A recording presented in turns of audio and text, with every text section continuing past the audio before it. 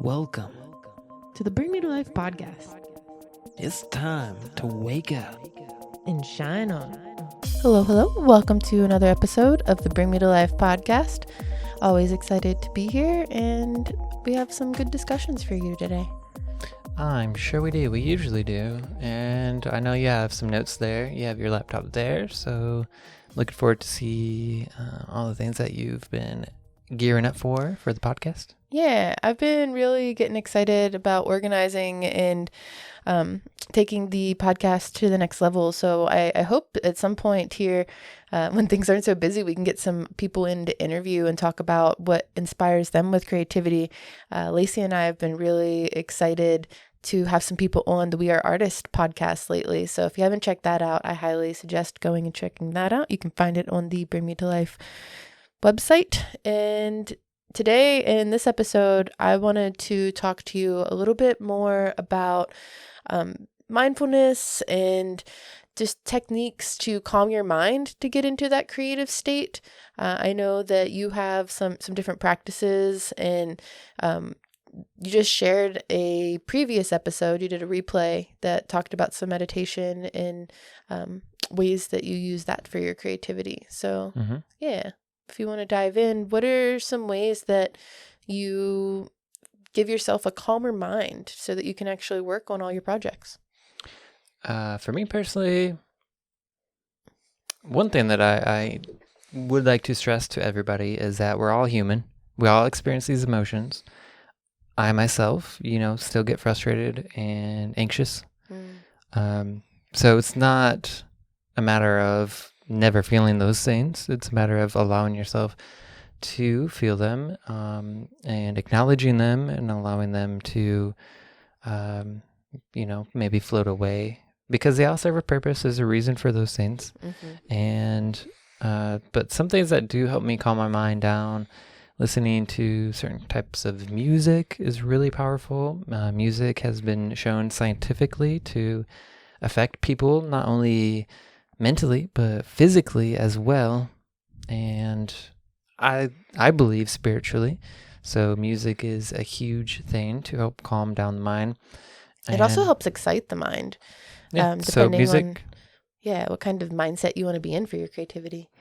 Music's super powerful. And really, kind of any mindset you are looking for, music can probably provide that.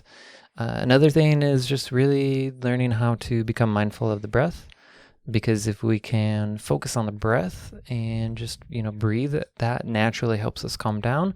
You might see that in a lot of shows and movies. There, maybe one of the characters is freaking out and another person's like, just breathe in, breathe out, and then it helps them out a lot. So, those two things I think are very accessible, very helpful for calming down the mind.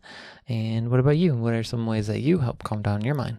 I like that you brought up the breath work. I think I would like to do an episode soon where we really talk about the mindfulness of breath work and movement and things like that, because I think that's a part of calming the mind too. Especially recently, I get going so quick and there's always so much going on that I feel like I have to always be on the move. And sometimes I feel myself feeling out of breath and needing to take a moment to just breathe and remember that like I'm in the present moment, and that if I just keep worrying about the what ifs, that it's going to really kind of stop my process or, make it go slower rather than faster. So you often are just trying to remind me that I need to breathe. I think some other things that I do to calm my mind are, I have a few very specific meditations that I've gravitated to through the years that are super helpful for my practice. I have one that I go to sleep to every night that I've been using for the last few months, and it's kind of programmed me now that as soon as I hear that meditation, I kind of just like hypnotized myself into getting sleepy or calmer. So I find it even during the day, if I'm like just too extra, I turn that on for a few minutes and it just like eases my mind. And there's... But then you have to be careful. Yeah. You have to because then if you just have it on, you can find yourself just blissed out for the entire time. Or right? just like sleep. Yeah. Mm. But sometimes we need to allow ourselves to take that nap or to meditate and like kind of restart our day. I sometimes feel guilty when I take a nap or something like that because I feel like I'm wasting my day. And my one of my elders kind of programmed it into me as a kid that when I would come home from school, I would take a nap, and they're like, "You're just wasting your life away." And it's like hard for me now to like take that like midday rest, even if I do like a lot and then need to.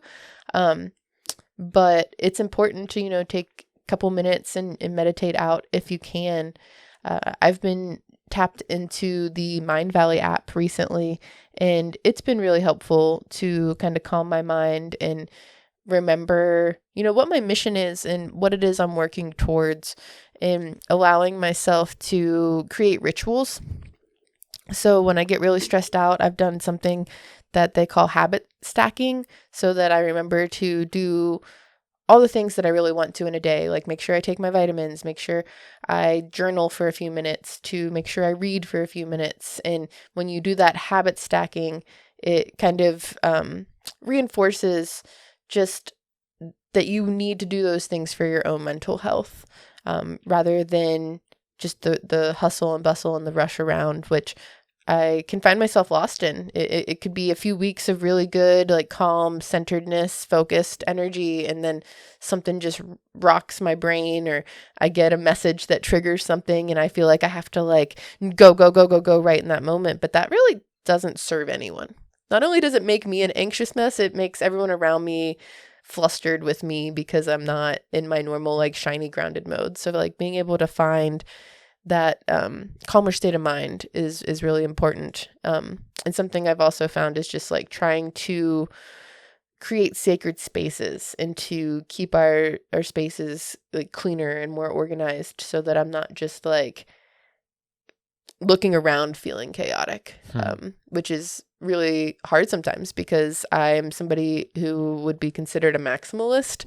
I love lots of knickknacks and things and art places, and I do have a lot of material like things, a lot of art supplies, and pillows and blankets, and sometimes they can just be a scattered mess. So when I take a moment and like reorganize them, like yesterday I reorganized my little corner that's where I like hang out the most, and like put all my art supplies in a specific place, and fluffed the pillows real nice, and folded the blankets, and you swept. That really helped calm my mind down. Yep. That it's always been helpful for me is, being able to clean up, and maybe something I got from my mom, but just as far as I could remember, I know that, a clean space really helps me out.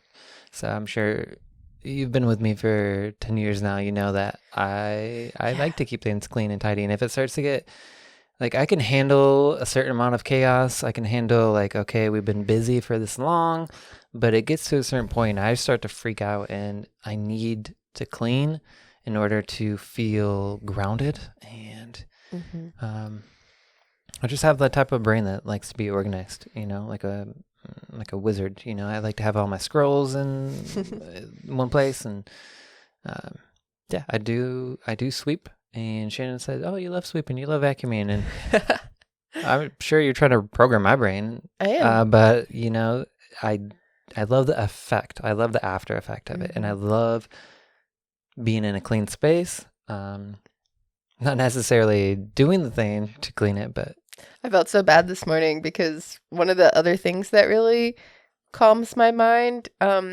especially more recently, is I've surrounded myself with lots of plants. I have lots of plant life in my apartment now. I waited many years to have enough sunlight windows to be able to really just embrace my plant mama energy. And I do love watering them. Sometimes, my mental health goes into different directions, and I realize that my plants suffer from that too. It's like, man, I'm not hydrating myself. I'm not hydrating my plants. So to like calm my mind, I have a little bit of a routine where I'll water the plants, and I try not to do it every day because then you waterlog them, and different plants need different things. So I've had to like create a rotation. But this morning I went out and I realized that a couple of our plants needed new dirt. They were looking just really sad. So I just like got real excited, and I started repotting them, and I was like, oh no, I just made such a dirty mess on his cleanly swept floor. But I took the time and mindfully cleaned it up and just like got to walk around our space today and was just like, oh, it does feel like nice and like re-energized because we took a little bit of time to have a date night, pretty much like an inspiring date night where we sat down and I'd like to do an episode on this too, where we talk about how we rewire our brains together, but calming our mind by like taking that time as a duo as well to share what it is that's on our minds so that we can feel seen, but we also understand that the other person knows what it is we're working on, because sometimes I can feel really flustered and you might be like, what's going on? Or you'll be really flustered and I'll be like, why is he, all in a hustle today? But it's because we have things we really want to do. And if the people around us don't know what it is we're working on, it can kind of cloud our mind and our judgment as well. And people will just keep piling things onto us. So one of the ways I've kind of been able to keep a calmer state of mind is just telling the people around me, the people I'm working with or living with or just surrounded by, like, this is what I'm doing today. I don't necessarily have the energy for, 10 other things. Or if I seem a little grumpy, it's because I'm irritated because I want to get into my studio, or I'm stressed out because something didn't go my way. And just by being able to share that energy in a calm way, not by putting it on somebody, but like just so that someone else is aware, I find that it holds space for my mind to go into a little bit more of an ease state because someone is on the same page as me, knowing what I'm working towards. I find that very interesting because you do sometimes are like, why are you so anxious? And like this week, I haven't gotten to sit down at my computer for 6 days. And just the reason why I love getting to work on the computer is because I get to create all these things that bring me a lot of joy, and I see a lot of people get a lot of joy out of as well. And I have all these creative ideas, the Celoverse. I love writing, and I create meditations and all that stuff, and I do all the podcasts here. But, I spend most of my time spending my energy trying to survive and pay bills and all those things. So then it gets to a point where I haven't been at my computer for 6 days because I've been, spending all that energy doing that stuff that, like, I do get very, very anxious. I'm sure you have had to deal with me the last 6 days. And I've tried my best when you're like, can you help me do this? Can you help me do that? And I'm like, yes. I might do it and I might be a little anxious, but I'm trying my best because I want to work on these things and I haven't been able to. You have dreams. And by you sharing that, though, we created a plan. We're going to record some podcasts today, and then you're going to get to hang out at your computer and do some things that you're looking forward to. And I think it's important, though, because if I didn't know that that's what was, stressing you out, then I might, then continue. You might be like, are you hangry? Well, sometimes you are hangry. Yeah. You get hangry, it's vicious. Yeah, but I would say you have been asking me, like, why are you so anxious? Why are you like, you know. Well, sometimes like, I forget to that work on my passion projects, and I haven't been able to. Yeah, it's important to tell the people around you that. I'm real excited to paint today, and you set up a system. So we spent time yesterday. We cleaned up our space. We did some adult things that needed to be done, and that helped clear our mind. So now today, when we hit the studio, we're going to have such a better experience than thinking, oh, I need to take out the trash. I need to do this, and this for everybody but me. And it's important to clear your space, calm your mind. When you sit down at your computer, do you have any practices that help you calm your mind and get into the zone before you dive in? Well, I turn my computer on. I set all my things down. I get my drinks, prepared because I usually come with like 3 drinks. I want water. You're one of those neurodivergents. You have to have many different drinks. I want that water, because water is very important. Sometimes I'll have coffee or something that helps, give me a little bit of energy. And then I might have something that just tastes good, or a protein shake because I'm in between meals and I need something to, give me sustenance while I'm working on all these things. And so I set those all up. I turn my computer on. If I'm feeling really good, I will put on some like lo-fi music. Sometimes I'll play radio chatter, especially from the International Space Station, and just kind of like have those in the background, and they help me. They help me not get distracted as much because they're like occupying my brain in between. Okay, I did this. This is finished. Now what I'm gonna do? I just listen to the chatter a little bit. I'm like, that's good. And then like another idea will pop in. Oh yeah, I should work on this, or maybe I'll look at my planner. If I have my planner, my nice planner that you got me, I'll have it next to me and all my delicious drinks and beverages. And if if I prepared it, I will have a list of things that I could do that day. I will say, I do not I don't get everything done on my list, not very often. So there will be things, but to me, it's good that I write it down, because if I do miss it, I will see that, and it won't just be a bunch of stuff in my head. I'll actually get to see it in a physical kind of format and be like, okay, I missed this. I can just keep that in a list, or I can like move it to my other day to work on. So having the checklist for me is just like awesome. I feel like I'm so much more productive. Silo is a planner. He loves his planner. I think that's great. I think it's good that you have, a system. You have your drinks. You have your comfort items.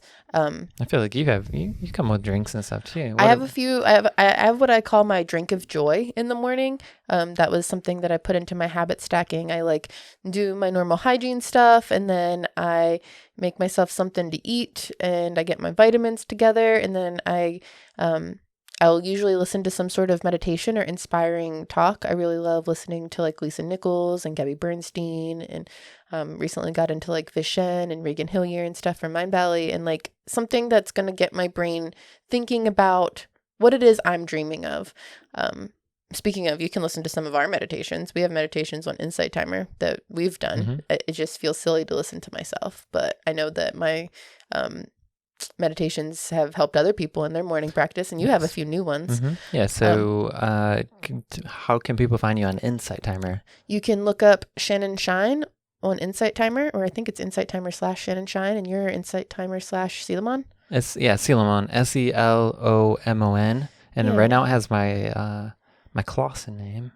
So say Selomon Clausen. Yeah. And so check us out on Insight Timer. If you don't know what Insight Timer it is an amazing platform, really amazing community, actually. They do live streams, more than just meditations. They have talks and all that kind of stuff. But one thing that's really great about Insight Timer, if you don't know, is that they actually pay the people who put meditations on their platform and spend time creating content for them. Yeah. So that's really amazing. We get a check every month from them just for having our meditations on there. So it's really supportive. Yeah, I haven't promoted it much, and I haven't posted a new one recently, but I made at least $20 last month, and most of that's probably from different people. I know that you listen to one of my meditations every day. Mm-hmm. You listen to my money mindset one, which Money Magnet. Yeah, it's so it's an interesting experience. I'll be walking around the apartment, and then all of a sudden I hear my voice like echoing, because you listen to it when you get a shower. Yeah, and it's my shower meditation. And I'm like, Silo is showering himself in abundance to my energy. That is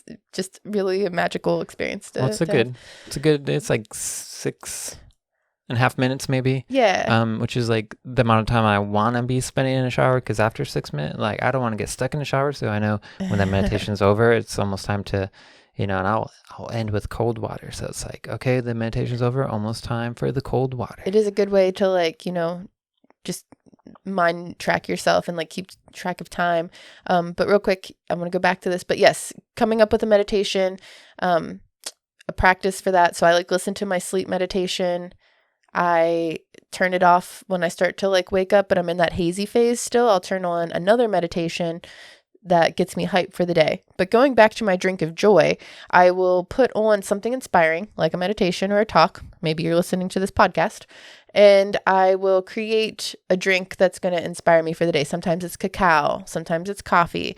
Recently I've been on a big matcha kick, and just really taking that time to like take in my vitamins, think about my day, and then I have that drink and I'll go into the world. And just knowing that I have that hydration and I've infused joy into it while setting my intention for the day has been really helpful to me. It's part of that habit stacking.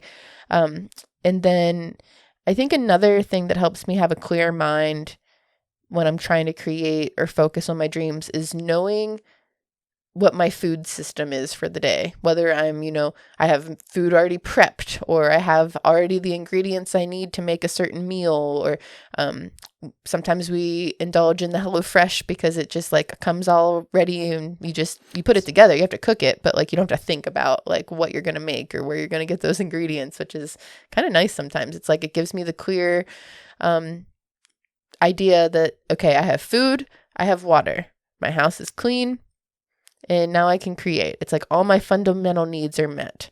And that's a really helpful thing to just really keep my mind clear, is I don't have to worry about what I'm going to eat or drink that day. And I try to give gratitude for knowing that I have food and drink for the day, because not everybody has that comfort. Mm-hmm.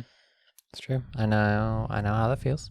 Mm-hmm. So I can tell you from experience that what a lot of us take for granted, just having food in the fridge and a bathroom and a shower to take, is luxury for many people in this world.